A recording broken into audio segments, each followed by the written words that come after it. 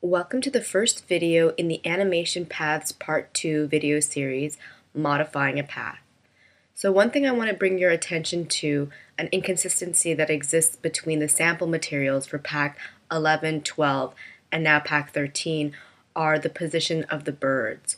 So in Pack 11, they were staggered exactly in this formation. However, in Pack 12, they're along the same plane. In Pack 13, I've staggered them once again. So that's just my fault. I'm using two different scenes when I really shouldn't have. So now let's take a look at our scene so far and what we have by clicking on the play button. Okay, and let's look at that one more time a little bit slower. I'll just drag the playhead across. So we see there's several movements going on here. We see the door sliding open, the birds are flying, and the punching bag is moving back and forth. However, when you play this, I don't know if you feel it, I know I feel it, there's some things that are a little bit off. I feel like the punching bag is a little bit mechanical. I feel like as we truck in towards the door, we're going very quickly and then we halt very suddenly. And that the birds actually, because they were sort of drawn a little cheaply, we don't have the wings flapping the way birds should, they're sort of gliding.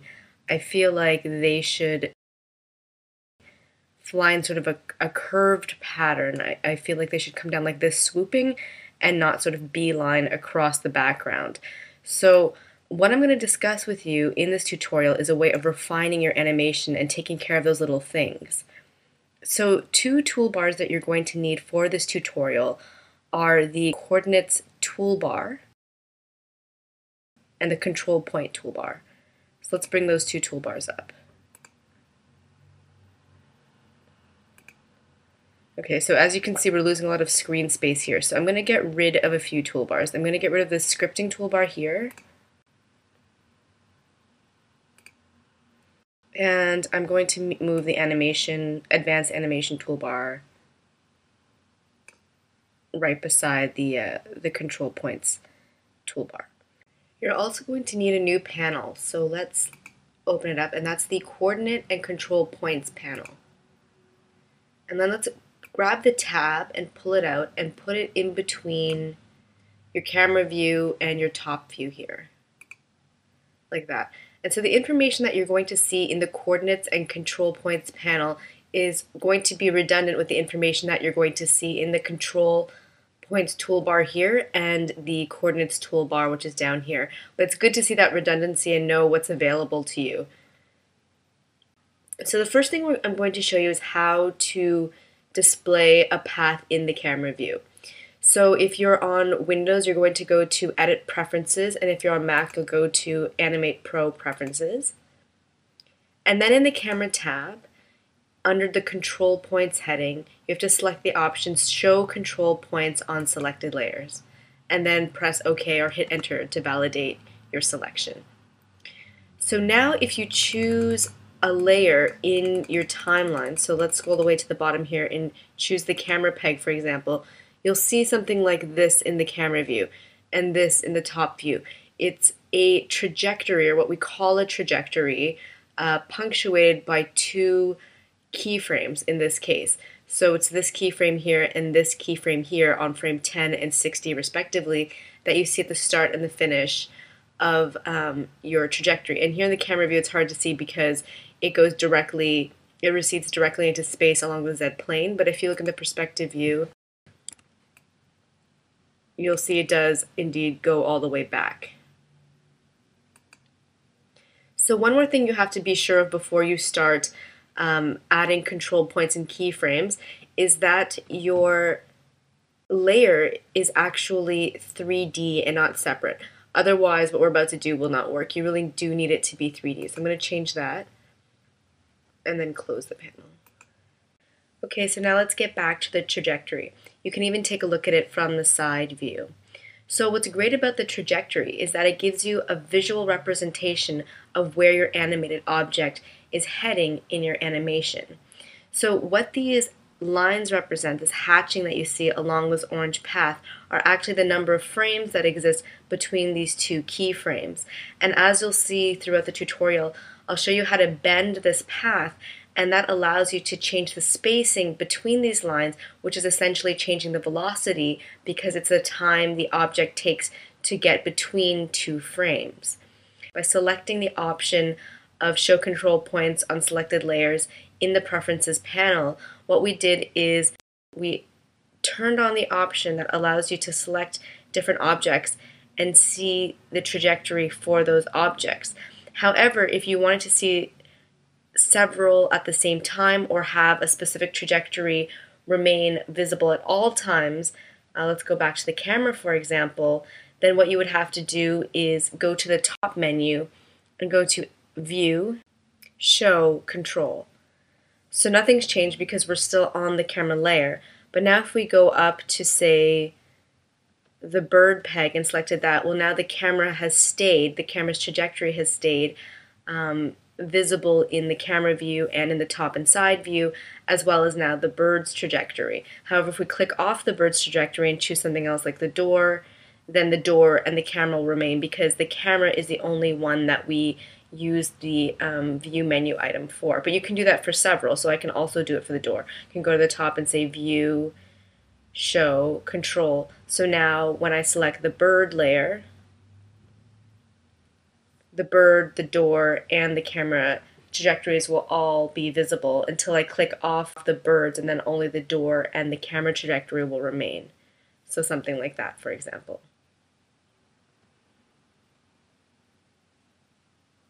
So I'm actually going to turn this one off by going to View, Show, and you actually have to just select it again. And now if I click off, the door trajectory is gone. So there are several ways of shaping a trajectory. You can either shape it using keyframes or control points. So let me explain the difference to you. So keyframes you've already seen and used in the timeline, and they do in fact show up on the timeline when you add them to a trajectory in the camera view. And keyframes represent a change in scale, position, rotation, etc., and they exist on a specific frame. They have a position. However, control points also have a position, but they do not appear in the timeline, and they do not have a specific frame. The way that I'm going to show you how to bend a path, very similar to the way that you shape the outside of a contour, however there are no Bezier handles, but it's a very similar principle of just moving points and then changing the curve. So let's go back to the top panel, and then let's go to View, Hide All Controls, just to make everything disappear. So we still see the bird trajectory because of the option that we selected in the Preferences panel. But what we really want to be on is the camera peg, right here. So to add a control point, you need to have the Transform tool selected, and you can click anywhere on this trajectory. So let's move down to the 30th frame. So you see the green dot with the line, that highlighted area indicates what frame that you're on, and then you simply need to click on the keyboard shortcut P.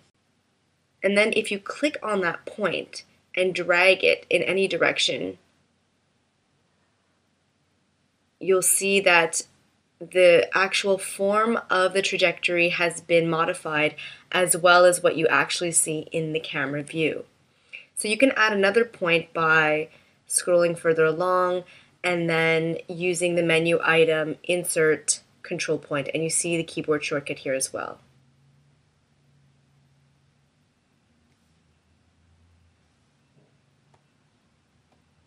There we go. And once again, to change the form of the curve. So you also may have noticed that you don't actually see either of these 2 points in the timeline view. However, there is a way of converting these points into keyframes, and you can do that right here in the Coordinates and Control Points panel. All you have to do is select this option here, Locked in Time. And now as you can see, this control point here, which was selected in pink, now appears as a keyframe that's on frame 21. And then the way that you can easily untoggle that and make it a control point again is by selecting it again in the camera view, and this time unlocking it. So now it's disappeared from frame 21, and it's once again a control point in the top view as well as in the camera view. So another way that you can toggle between a keyframe and a control point is in the function editor itself.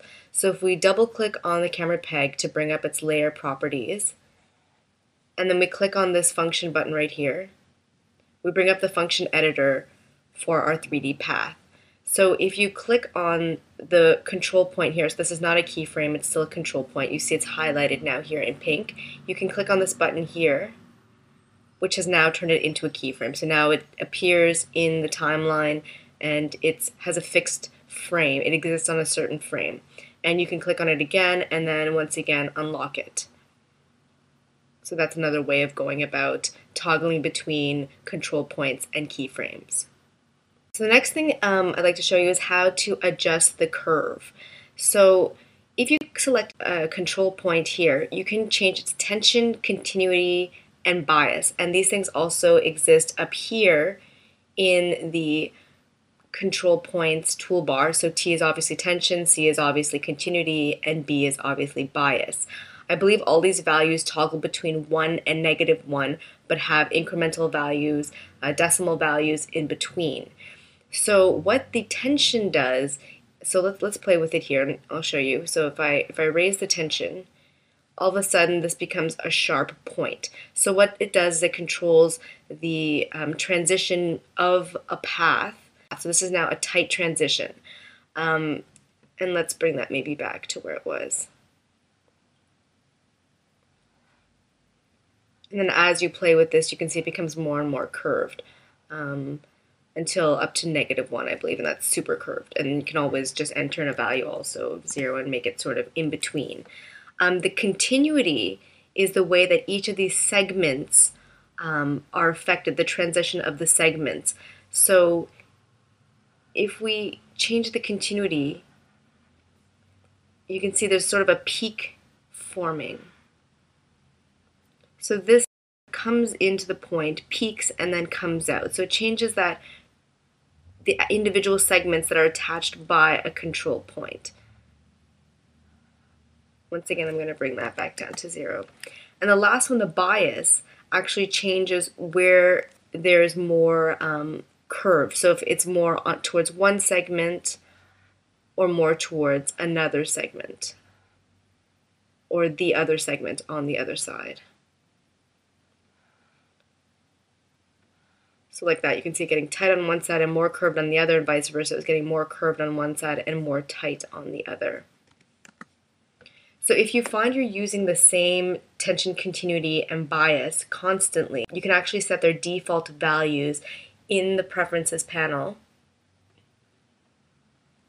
in the Camera tab, underneath that Control Points heading. So you can actually set them here, and if you change the values here, then they will be set as the default values here in the coordinates and control points every time you add a point to your trajectory. So just for fun, let's expand the camera view and move the playhead back to the first frame and play it just to see. So that's sort of the feeling you get. You're going to the right and then to the left and then back to center. Okay, so now let's take a look at the birds. I'm going to turn off the punching bag, the dojo, both the door and its peg, and the balcony. So really what we're seeing is the birds, and I'll actually make this big again. And already, unfortunately, I've made a mistake with the birds, and that's I didn't set the pivot point for the group originally, and then I already animated the birds, so now it's sort of kind of too late to change that pivot point. It's really not that big a deal, but just to be more clean when you're animating, this really should be probably near the center of this group. But, you know, it still functions the same way. And to eliminate that wonky movement, we're also going to turn off the camera and its peg. So now when we slide across, we just see the straight movement minus the camera truck that trucks in along the Z-plane. So what we want to do here, as I mentioned at the start of the video, is I'd like to curve this path because as it stands, I think it looks a little odd that these birds are flying straight down. So to be able to change the curve of your path, first of all, you need a control point. So let's add one. Maybe say midway around this point. Let's pull it so that we start the base of a curve. So although now it's an angle, which we don't want, we'd like it to be curved instead of two straight segments. So then we'd go to the top menu and go to Animation, Linear Motion. And so what that actually is the toggle between linear motion and curved motion. And so now we have a nice smooth curve that our birds are following. The other thing that I wanted to show you is the cumulative Z value. So it's displayed here in the coordinate and control points panel and here in the coordinates panel. So what that means is that for every object that you have in your animation that you nudged along the Z-axis, so the birds, like I mentioned, are staggered along the Z-axis, on top of that, this entire group, so the group's peg, has been staggered along the Z-axis as well. So not only does your individual bird have a Z value, but it has a compounded Z value because it's also taking into consideration the peg Z nudge as well. So let's open up the data view so you can actually see this. I don't think I can extend, no, unfortunately, the timeline view anymore. And let's look at one of the birds. So let's look at the first bird here. So it's the one that's the farthest back. And if we click on the plus sign and scroll down to its Z position, we see it's negative 3.875.